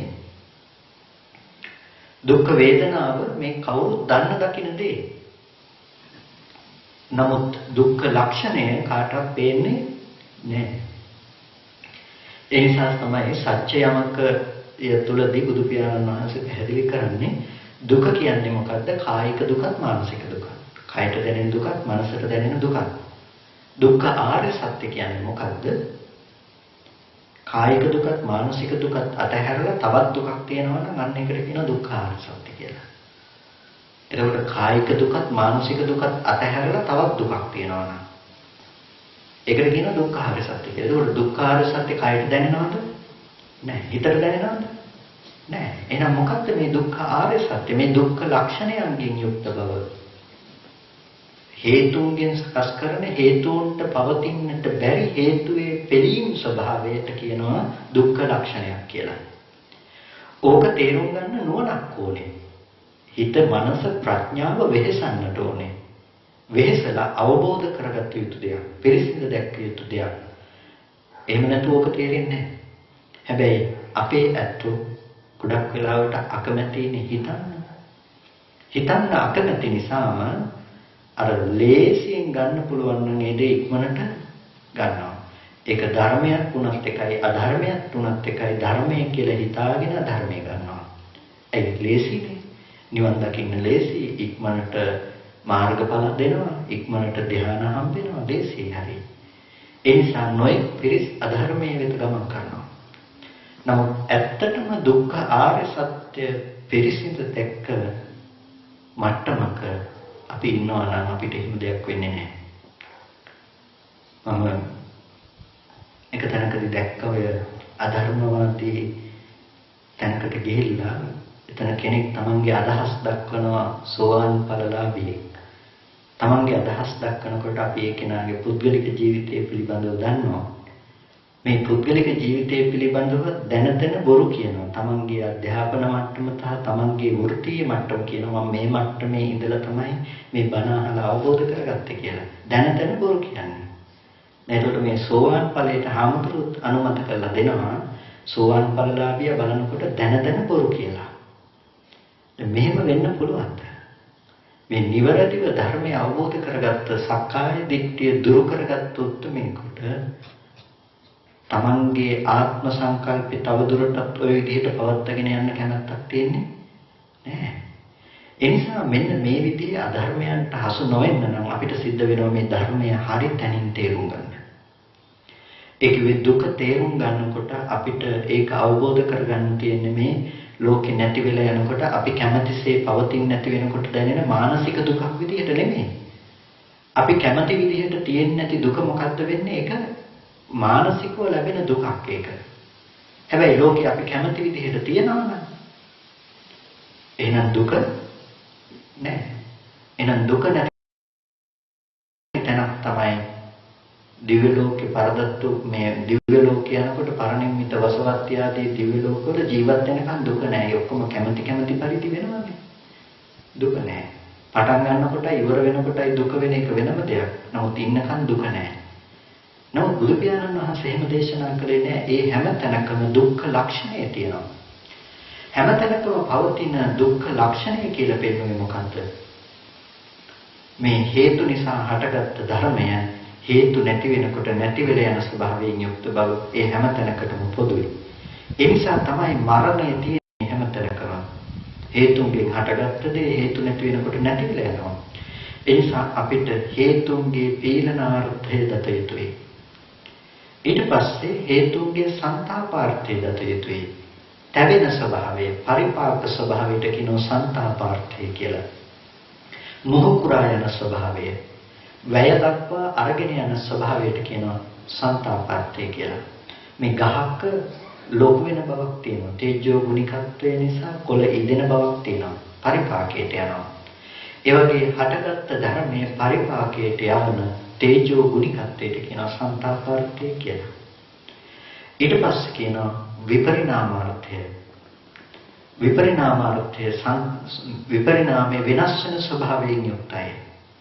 ඒ වගේම සංකතාර්ථය මේ හේතුන්ගෙන් සකස් කරන ස්වභාවයකින් යුක්තයි. දුක අවබෝධ වෙනකොට මෙන්න මේ දුක්ඛ ලක්ෂණයන්ගෙන් අපිට දුක අවබෝධ වෙන්න ඕනේ. මේ කියන දුක්ඛ ලක්ෂණයන්ගෙන් අපිට දුක අවබෝධ වෙනවා. මේ දුක්ඛ ලක්ෂණයෙන් දුක අවබෝධ වෙන්නේ නැත්නම් එහෙනම් අපි දුක අවබෝධ කරන විදිහේ පොඩි ගැටලුවක් තියෙනවා. දුක පිරිසිදු දකින්නවා කියන එකේ අපිට ගැටලුවක් තියෙනවා. කැමැතිසේ නොපවතින දේ දුකයි කියලා හිතාගෙන ඉන්නකන් ගැටලුවක් තියෙනවා. ගැටලුව තියෙන්නේ. කැමැත්ත ඉෂ්ට කරන දේ සැපයි නේද? එහෙනම් ලෝකේ සැප දේවලු ලෝකේ තියෙනවා. ඒ නිසා මෙන්න මේ විදිහට අපිට සමහර වෙලාවට ඕන් තරක නගනකොට අපේ බෞද්ධ ඇත්තන්ට ධර්මයේ ගොඩක් දන්නේ නැති වුනහම ප්‍රතිතර්කයක් නගන්නට තම වෙලාවකට තේරෙන්නේ නැහැ. ඒක භික්ෂුන් වහන්සේ නම ප්‍රකාශ කරන ත්‍රිකෝණය අනිත්‍ය නැහැ කියලා. ත්‍රිකෝණයට පාද තුනක් තියෙනවා. මේක ගල් යුගයේ තිබුණා, අද යුගයේ තිබුණා, තව කල්ප ගානක් ගිය ත්‍රිකෝණය නම් ත්‍රිකෝණයට පාද තුනයි. ත්‍රිකෝණයට පාද තුන එක නිත්‍ය ධර්මයක් කියලා. දැන් බුදුරජාණන් වහන්සේ අනිත්‍ය කතා කළේ ඔතනින්ද? ත්‍රිකෝණය අනිත්‍යයි කියන තැන නෙමෙයි අනිත්‍ය කතා කළේ. ඇහැ අනිත්‍ය නම්, රූපේ අනිත්‍ය නම් එතන කොහෙද ත්‍රිකෝණයක් ගැන කතා කරන්න පුළුවන්කම තියෙන්නේ? ඇහත් නැත්තම්, රූපෙත් නැත්තම්, කයත් නැත්තම්, පොට්ටබ්බයත් නැත්තම් ත්‍රිකෝණයක් තියෙයිද? ත්‍රිකෝණයක් නැහැ නේද මෙතන. ත්‍රිකෝණ ගැන දැක්මකුත් නැහැ නේද මෙතන. බුදුරජාණන් වහන්සේ අනිත්‍යතාවයේ කතා කළේ භෞතික රූපේ බිඳ යනවා කියන බවින්ම නෙමෙයි. උපාද වයට්ඨේන උදේවය ස්වභාවය නිසා කතා කළේ අනිත්‍ය කියන බව. ඒ නිසා මේ උපාද වයට්ඨේන කියන ස්වභාවය අපිට දකින්න බෑ කැමැතිසේ පවතින්නේ නැහැ කියන එකෙන්. එහෙනම් අපිට චතුරාර්ය සත්‍ය ධර්මය අවබෝධ වෙන්නට ඕනේ අන්න ඒ විදිහට. එතකොට ඒකේ දුක්ඛ සත්‍ය කියන එක අපිට අවබෝධ වෙන්නට ඕනේ අර දුකයි කියලා හිතට දැනෙන දුකයි, කයට දැනෙන දුකයි නෙමෙයි. අපිට තියෙන හැම තැනකම දුක තියෙනවා. ඒ හේතුන්ගෙන් සකස් කරපු දෙයක්. හේතු නැති වෙනකොට නැති වෙනවා. දුකෙත් දුක තියෙනවා, සැපෙත් දුක තියෙනවා, උපේක්ෂාවෙත් දුක තියෙනවා. දුක්ඛ ආර්ය සත්‍යයට ඔය ඔක්කොම යටත්. සමුදය කියනකොට අපි හිතාගෙන ඉන්න සමුදය තණ්හාව. තණ්හාව තමයි සමුදය. හැබැයි අපි හිතාගෙන ඉන්න අපි දන්නේ එක මට්ටමකින්. අපි හිතාගෙන ඉන්නේ මේසෙට තියෙන තණ්හාවත් සමුදයක් කියලා.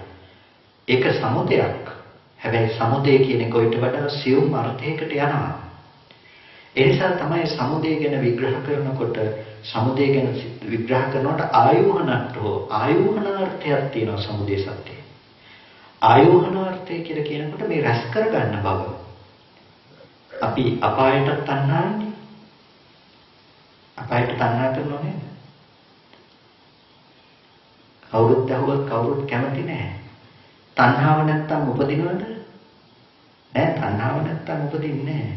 එහෙනම් අපායට තණ්හාව තියෙන නිසා නෙමෙයි අපාය උපදින්නේ.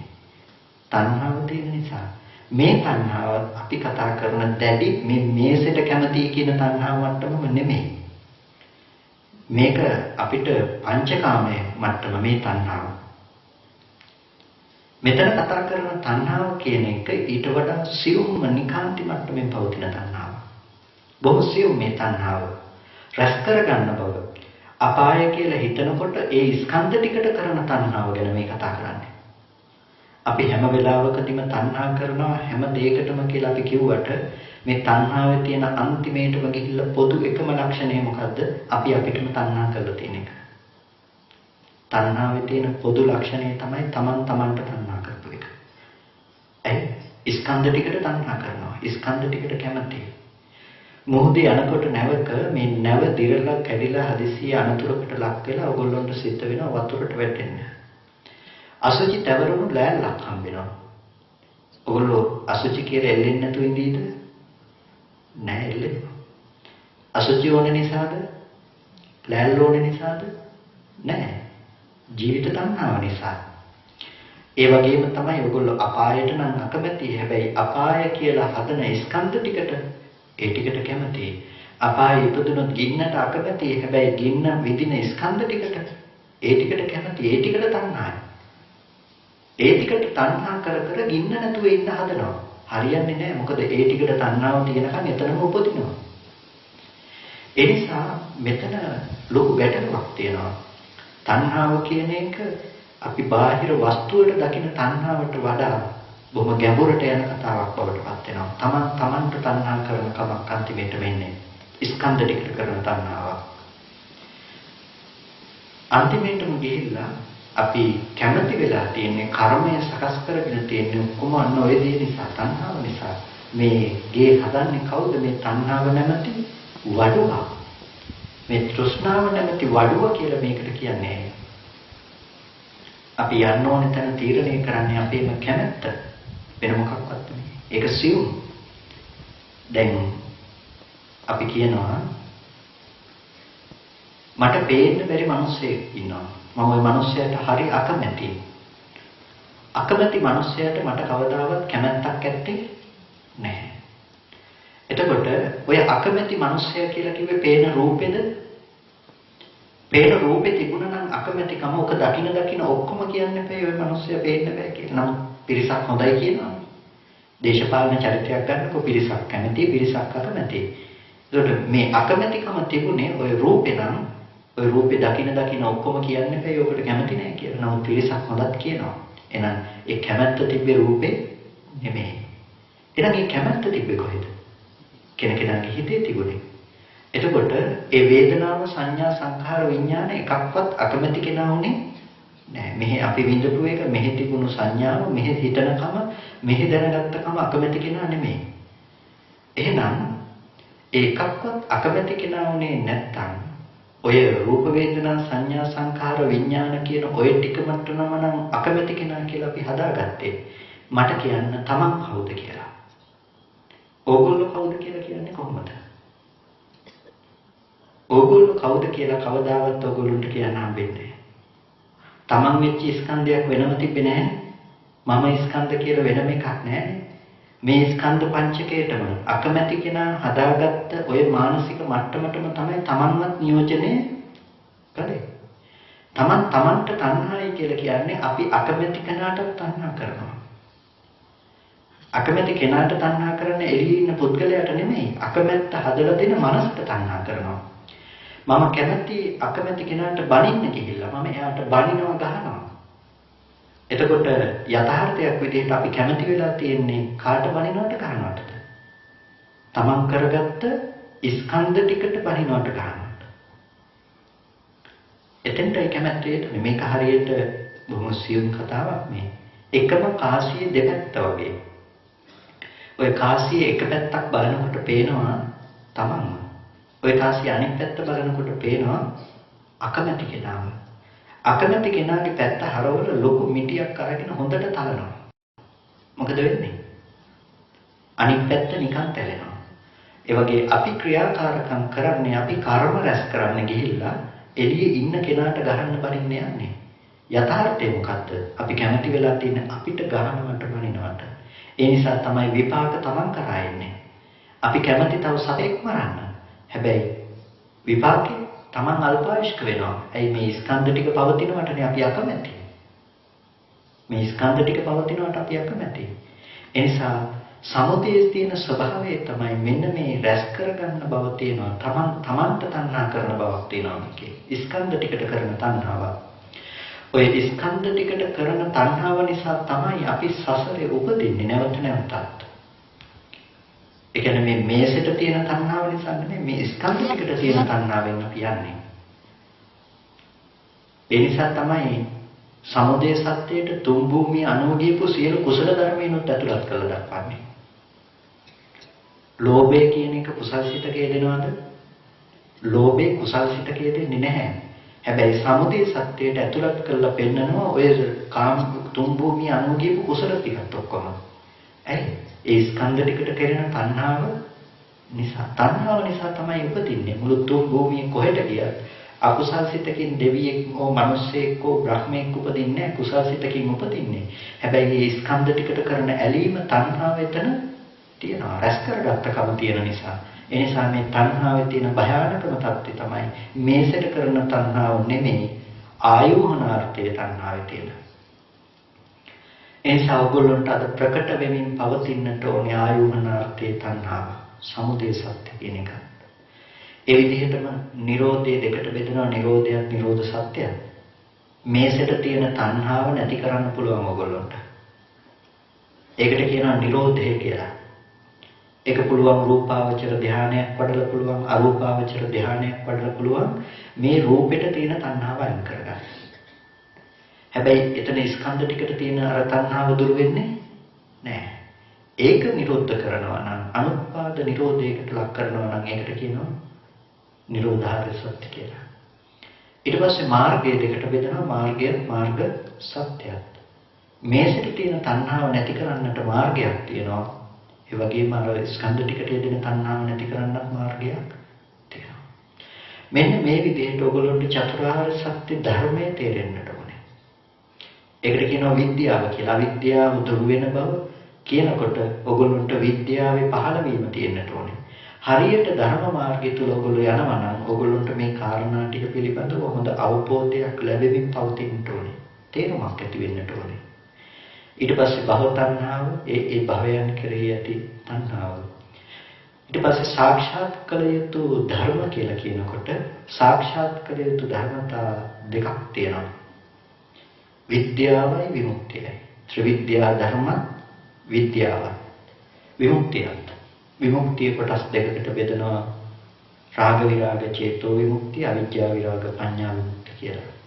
විමුක්තිය දෙකයි. රාග විරාග චේතෝ විමුක්තිය සමතයෙන් ලබන්නට පුළුවන්. අවිජ්ජා විරාග පඤ්ඤා විමුක්තිය විපස්සනාවෙන් ලබන්නට පුළුවන්. ඊට පස්සේ වැඩි යුතු ධර්මයක් තියෙනවා. සමතයත් විපස්සනාව. සමතය සහ විපස්සනා වැඩි යුතු ධර්මතා දෙක. දැන් ඒ ටික මම නාමිකව සඳහන් කළා විතරයි. නැත්තම් ඔය කාරණා දැක්වෙන්නේ ආගන්තුක කියන සූත්‍රයේ. ඔය සූත්‍රය සම්පූර්ණ පැහැදිලි කරන්න ගියොත් මට එළි වෙනකන් කියලා දෙන්න වෙනවා. ඒ සමතේ විපස්සනාව කිව්වහම සතර සතිපට්ඨාන සූත්‍රයම මට සමථය පැත්තට කතා කරන්න වෙනවා. විපස්සනාව කියලා කියනකොට විදර්ශනා ඥාන ටික ඔක්කොම කතා කරන්න වෙනවා. එහෙම ගියොත් දවසකිනුත් බැරි වෙනවා මේ ටික කියලා ඉවර කරන්න.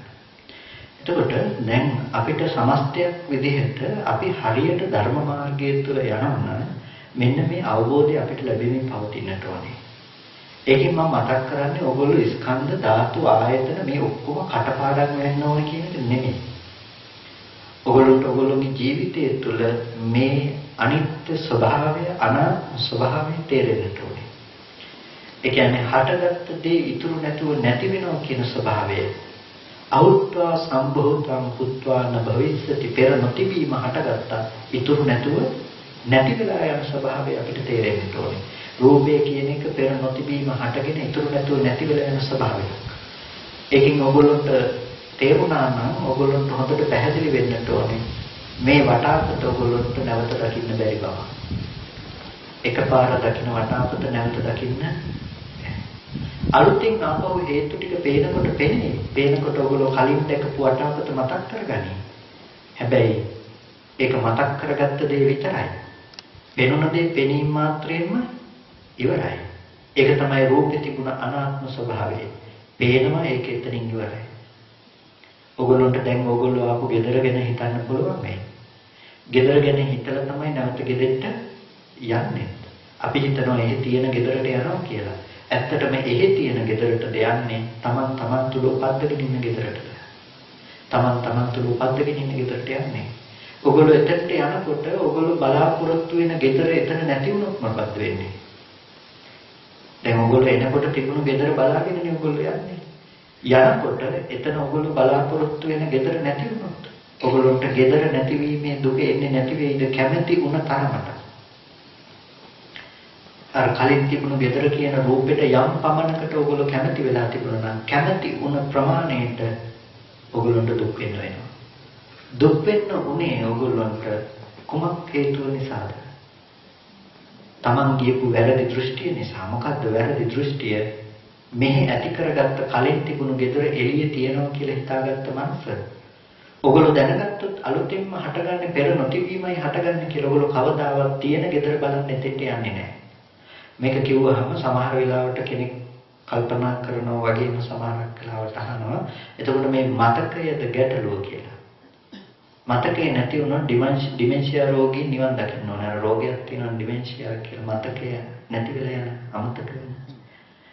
අමතක වෙලා යන එකෙන් නිවන් දකින්නවා කියන එක වෙන්න බෑ. මේ කතා කරන්නේ අමතක වීම නෙමෙයි. අමතක වීම නිවන කියන නිවන් දකින්නවා කියන එක නෙමෙයි. අමතක වීම හෝ මතක් වීම නෙමෙයි මෙතන තියෙන ගැටලුව. මෙතන තියෙන ගැටලුව තමයි දැනගන්න දේ පේන දෙයට ගැට ගන්න එක. මේ රූපේ දකින්නකොට අම්මා කියලා මතක් වෙන එක නෙමෙයි මේ ප්‍රශ්නයක් කියලා කියන්නේ. මේ රූපේ දකින්නකොට අපි මතක් කරගන්න අපි දැනගන්න දේ හැටියට නොදන්න කම නිසා ඒ දැනගත්ත අම්මා එළියේ සතර මහා ධාතුවේ ඉන්නවා කියලා හිතන කමයි මොඩකම. ඒ නිසා වෙනස් වෙන්නේ සතර මහා ධාතුව. දුක එන්නේ අම්මා නැති වුණා කියලා. ඒ නිසා අපි දුක හැදිලා තියෙනවා. හැබැයි අද අපි මේ දෙකක් කළොත් දිත්තේ දිත්තමත්තන් විඤ්ඤාතේ විඤ්ඤාතමත්තන් කියලා මේ දෙක දෙපැත්තට කරොත් හටගෙන රූපේ නිරුද්ධ වෙන තැනක අපි අම්මා මරුණා කියලා දුක් වෙන්නේ නැහැ.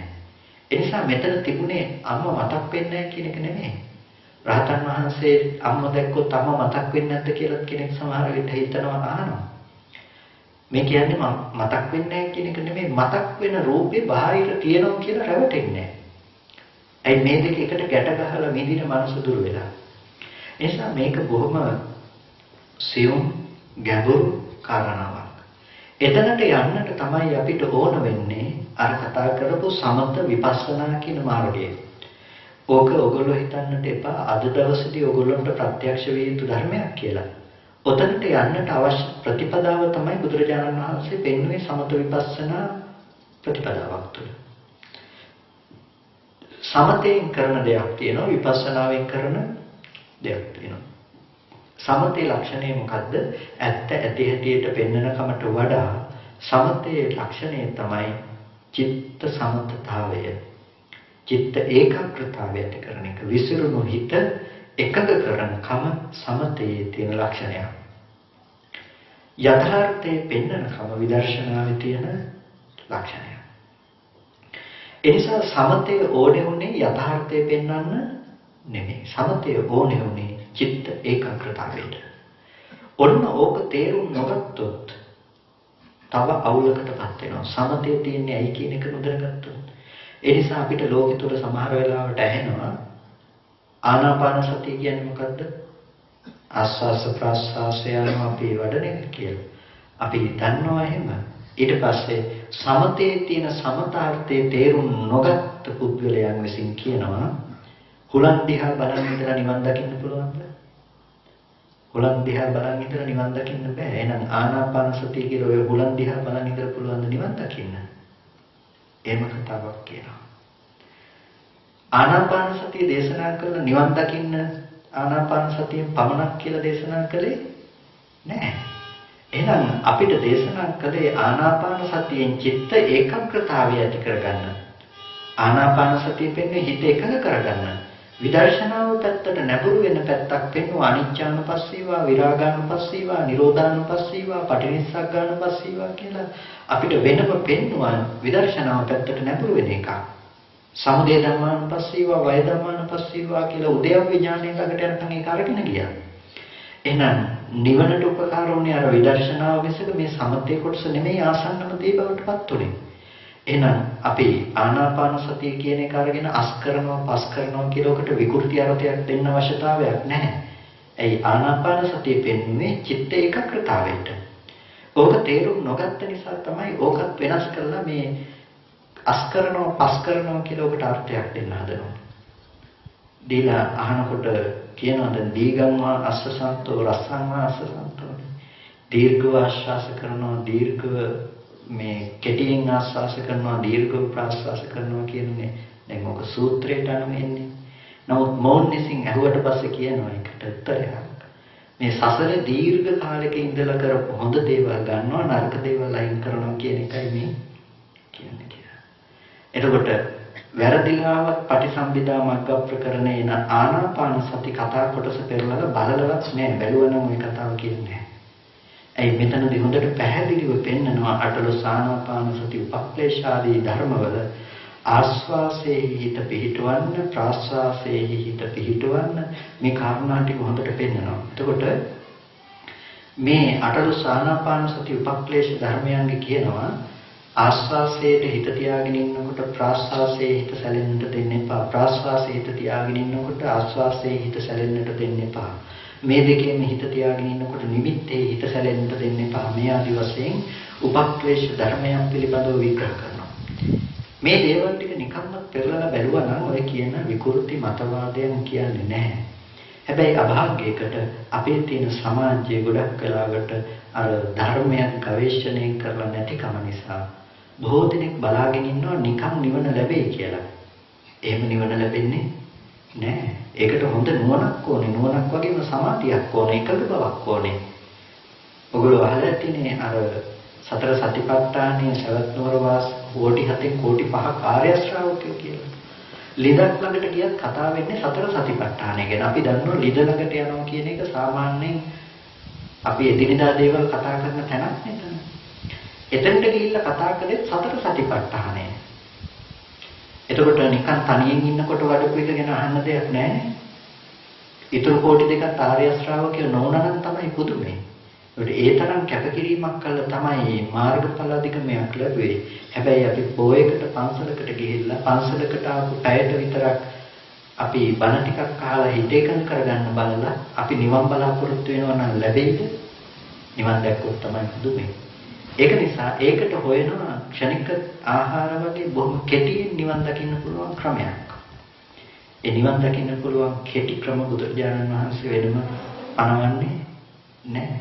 ඔය අවබෝධය නැතුව නිවන් දැකලා ඇති වැඩකුත් නෑ. ඒක නිවන කියලා ගහගත්ත සීල් එකක් විතරයි. ඒක ගිහිල්ලා අපිට පුළුවන් යමරජ්‍යරුවන් වෙන්න වෙන නමකුත් කරන්න බෑ. ඒ නිසා අපිට ධර්මයේ හැසිරෙනකොට අපිට හොඳට නුවණක් ඇති කරගන්න ඕනේ. මීට වඩා ධර්මයේ පරිශීලනය කරන්නට ඕනේ. ඇයි අපේ ඇත්ත දන්නේ නැහැ සූත්‍රයක මෙහෙම තියනවා කිව්වට ඒක දන්නේ නැහැ. නිසා අද ත්‍රිපිටකයක් පූජා කළා කියලා කිව්ව එක බොහොම වටිනා සත්පුරුෂකමක්. මොකද අපේ ගිහි ඇත්තොත් නිකන් හරි පුරුදු වෙන්නට ඕනේ සූත්‍රයක් පෙරවලා බලන්න. මුලින් තේරෙන්නේ නැති වෙයි. තේරෙන්නේ නැති වචන අහගෙන හරි ඒක කියවන්න උත්සාහවත් වුණොත් ඒක තේරුම් ගන්න පුළුවන්. මොකද අපි කියලා දැනගෙන ඉස්සෙල්ලා පටන් ගත්තේ නැහැ. මුලින්ම මම ත්‍රිපිටක පොතක් කියවන්න පටන් ගන්නකොට මට අවුරුදු 11යි. හැබැයි මට මොකුත්ම තේරුනේ නැහැ. හැබැයි අතහැරියෙත් නැහැ කියෙව්වා. ඒ නිසා මේ කාටවත් බැරි කමක් නැත්තේ නෑ. බැරි වචන අහගන්න මේ පින්නතුන්ට කල්යාණ මිත්‍ර සේවනයක් තියෙනවා. එතකොට ඒක බැරි කමක් නෑ, කරන්න පුළුවන්. මොකද එහෙම නැත්තම් කවුරු හරි මෙහෙම සූත්‍රයක තියෙනවා කියලා කියපු ගමන්ම ඕගොල්ලන්ට සිද්ධ වෙන එක පිළිගන්න.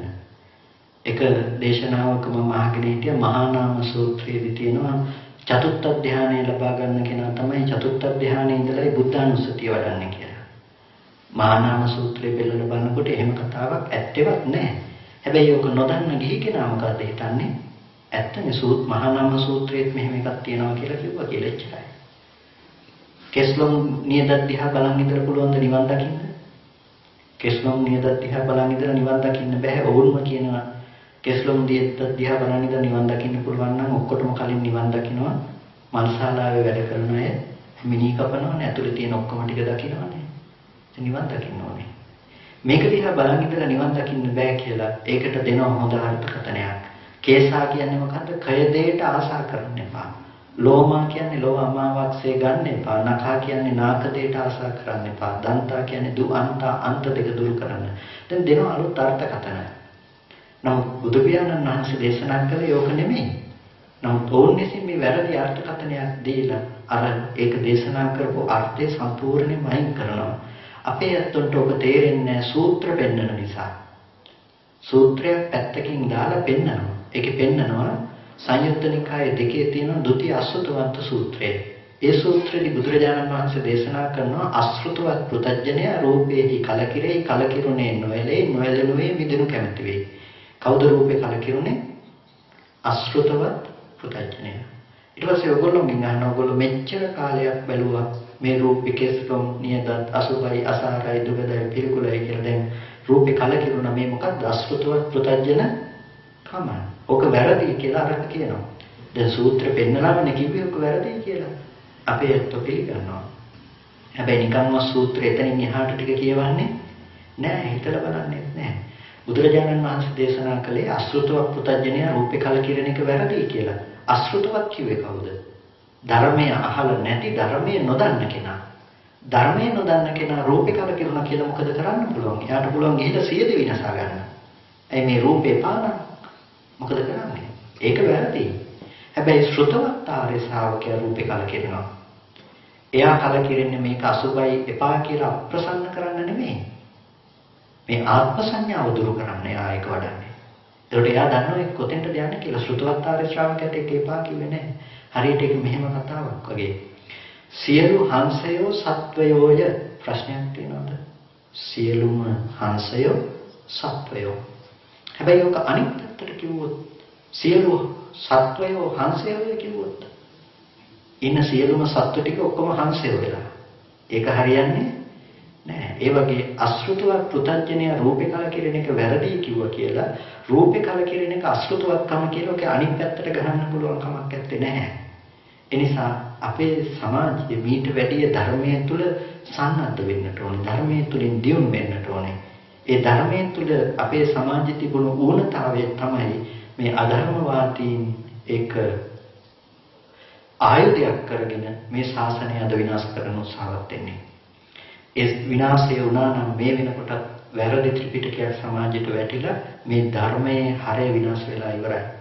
ඒ නිසා අපි බලන් ඉඳී යුතු නෑ. අපි නිවැරදි ධර්මයේ තුල සන්නද්ධ වෙලා හැසිරෙන්නට ඕනේ. ඒ කියන්නේ ඕගොල්ලෝ කොහෙවත් නැති ධානයක් උපදව ගන්න කියලා ධාන සීල් වලින් ලබා ගන්න යන්න එපා. සෝවාන් වෙන්න හදන්නත් එපා. උපරිම උත්සාහවත් වෙන්න සක්කාය දිට්ඨිය දුරු කරගන්න. සක්කාය දිට්ඨිය දුරු වෙච්ච කෙනාට සෝවාන් කියලා කිව්වට කමක් නැහැ. සෝවාන් කම ගන්න උත්සාහවත් වෙන්න එපා. සෝවාන් වෙච්ච තවත් මම වූ ආත්ම වූ තව පුද්ගලයෙක් හදා ගැනීම පිණිස උත්සාහවත් වුණා කියලා වැඩක් නැහැ. ඒ නිසා අවංකව උත්සාහවත් වෙන්න ධර්මයේ හැසිරෙන්න. ඒකට ත්‍රිපිටක සූත්‍රයක් නිකන් හරි මාසයකට එකක් හරි අරගෙන අඩුම තරමේ කියවලා බලන්න. ටික ටික පුරුදු වෙන්න ඒ පොත්පත් පරිශීලනය කරන්න. අපේ සමාජයේ තිබුණු ධර්මයේ පිළිබඳව දකින අඩුව තමයි ඕන් ප්‍රයෝජනෙට අරගෙන තියෙන්නේ. අනිත්‍ය කියනකොට අපේ ඇත්ත දන්නේ එකම එක අනිත්‍යයි. ඒ අනිත්‍ය තමයි මේ නැති වෙලා යන එක. ඒ කියන්නේ මේ මේසෙ කැඩිලා බිඳිලා කවදා හරි විනාශ වෙලා යන ඕක තමයි දන්න අනිත්‍ය. ඔය අනිත්‍ය කියලා දකින්න එක අරගෙන ඒගොල්ලෝ පහර පිට පහර ගහන්න ගත්තේ. හැබැයි අපේ සමාජය දන්නවා නම් උපාද වයට්ටේන උදේව්‍ය අර්ථයෙන් මේ අනිත්‍ය කියන්නේ කියලා ඒගොල්ලන්ට ඔය තර්කෙ ගොඩනගන්න බෑ. මිත්‍යා දෘෂ්ටිය ගේන්න බෑ. අනාත්මයි කියන්නේ ආත්මයක් නෑ නෙමෙයි. සත්පුද්ගල වශයෙන් පනවන්න ඇත්තේ නැහැ කියන එක. ආත්ම ස්වභාවයක් නැහැ කියන එක. එහෙම නැත්නම් ආත්මයක් නැහැ කියන එක නෙමෙයි. අපේ අර්ථ හිතන්නේ හිටිය අනාත්මයි කියන්නේ ආත්මය නැහැ කියලා. මොන ආත්මෙද නැත්තේ එහෙනම්? Taman දන්න ආත්මෙනේ නැත්තේ එහෙනම් ආත්මයක් තිබිලානේ. ඒක සාස්වත උච්ඡේදය. බුදුදහම කියන්නේ ඒක නෙමෙයි. බුදු පියාණන් වහන්සේ දේශනා කළේ හේතුඵල ධර්මයක්. හේතු නිසා හටගෙන ඉතුරු නැතුව නිරුද්ධ වෙන ධර්මයක්. එතකොට ඒ නිසා අනාත්මයි කියලා දේශනා කළා. නිස්සත්ත්ව නිජීවෝ ශුන්‍යෝ කියලා. එතකොට මේ අනාත්මේ තේරුම් ගත්තා නම් උදේව්‍ය පැත්තෙන් අනාත්මේ තේරුම් ගත්තා නම් ඔය තරක ගොඩනගන්න බෑ. මේ අනත්ත කියන්නේ වෙනම අර්ථයක් කියන එකෙන් ගොඩනගන්න බෑ. ඒ නිසා අපි ධර්මයේ සන්නද්ධ වේ යුතුයි. නිවැරදි ත්‍රිපිටක ධර්මයේ තවදුරටත් පරිශීලනය කරන්නට කවුරුත් උත්සාහවත් විය යුතුයි. ඒ නිසා අද දවසේ සිද්ධ වුණ ඒ උතුම් ත්‍රිපිටක පූජාව බොහොම ශ්‍රේෂ්ඨතම පූජාවක් ලෙසයි අපි කවුරුත් දැකිය යුතු වෙන්නේ. ඒකෙන් මේ හැම දිනම පුළුවන් තරම් ප්‍රයෝජන ගන්න. ත්‍රිපිටකයේ තියෙන කබඩ් එකට දාලා වහලා තියන්නේ නෙමෙයි. ඒක තියෙන්නේ ගෞරව කරන ගමන් පරිහරණය කරන්න. ඒ නිසා වන්දනා කරන ත්‍රිපිටකයට ඒ වගේම ඒක ගෞරවයෙන් පරිහරණය කරන කවුරු. ඒ නිසා මේ විදිහට බොහෝ කරුණු කියන්න තිබුණත් කාල වේලාව ගත වෙන නිසා මම බලාපොරොත්තු වෙන්නේ නැහැ මේ කියන ටිකෙන් 100% කියපු කොහොම හැමෝටම තේරුණා කියලා. තේරුම් ගනී කියලා. නමුත් වෙනද දැන නොගත්තට වැඩිය එකක් හරි තේරුණා නම් ඒකත් ලොකු දෙයක්. ඒ වගේම අඩුම තරමේ මොකක්වත්ම තේරුන්නේ නැහැ කියලා තේරුණා නම් ඒකත් ලොකු දෙයක්. ඒ මොකක්වත්ම තේරුන්නේ නැත්නම් එහෙනම් තියෙනවා අපි තවදුරටත් තේරුම් ගත යුතුයි මේ ධර්මයේ මීට වඩා ගැඹුරු පැත්තක් තියෙනවා. එහෙනම් අපි මේ පැත්ත තේරුම් ගත යුතුයි කියන එකක් හරි තියෙනවා. ඒ නිසා කවුරුත් අප්‍රමාදී වෙන්න මේ ධර්මය අපි කොහොම හරි අවබෝධ කරගත යුතුයි. මොකද මේ බුද්ධ ශාසනය මම කියන්නේ මේක ලංකාවේ නෙමෙයි ඉන්දියාවේ බස් එකක් කියලා. දැකලා තියෙනවා නේද මිනිස්සු එළියෙත් එක්ක එළිලා යන්නේ. ඒ වගේ මේ බුද්ධ ශාසනයේ නැමැති බස් එකේ අපි ඉන්නේ අන්තිම කෙළවරේ එළියේ එළිලා ඉන්නේ. ඔක අතහැරුණොත් තමයි. ඒ නිසා හයියෙන් අල්ලගන්න. ආයෙ එන්නේ නැහැ ওই අවස්ථාව. ඒ නිසා බොහොම උවමනාවෙන් ධර්මයේ තුල හැසිරෙන්න. බොහොම උවමනාවෙන් කටයුතු කරන්න ධර්මයේ පිළිබඳව. ඊට වඩා තවදුරටත් උත්සාහවත් වෙන්න. තමන්ගේ ජීවිතේ නිතරම සිහිනුවන පවත්වන්න උත්සාහවත් වෙන්න. ආපහු බණ ටික අහලා ජැකට් එකක් වගේ ධර්මයේ කරගන්න එපා. පන්සලට එනකොට ගේට්ටුව ළඟින් දාගෙන නැවත පන්සලෙන් පිට වෙනකොට ගේට්ටුව ළඟ එල්ලලා යන ජැකට් එකක් කරගන්න එපා ධර්මයේ. ධර්මයේ ජීවිතේ කරගන්න, ජීවිතේ ධර්මයේ කරගන්න. එහෙම වුණොත් අපිට වරදින්නේ නැහැ. ඔගොල්ලන්ට ධර්මයේ තුල ගමන් කරනකොට ආශ්‍රව ධර්ම කෙලෙස් අඩු වෙනවා පේන්න ඕනේ. වෙනත දුක් ගුණ අරමුණු දැන් දුක ගේන්නේ නැති බව ඔබට ප්‍රත්‍යක්ෂ වෙන්නට ඕනේ. වෙනත දුක් වෙනකොට දෙයක් කෙනෙක් බනින දෙයක් දිහා බලලා කෙනෙක් දිහා බලනකොට දුක එන ඒවා අපිට තමන්ගේම හිත දිහා හිත ඇයි දුක් වෙන්නේ කියලා තමන්ටම කියලා දෙන්නට ඕනේ. එතකොට තමයි මේ දුක නැති වෙන්නේ. මෙන්න මේ ධර්මය ඇසුරු කරන්න කවුරුත් අප්‍රමාදීව උත්සාහවත් වෙන්න කියන එක සත්පුරුෂ භාවයෙන් මතක් කරගන්න.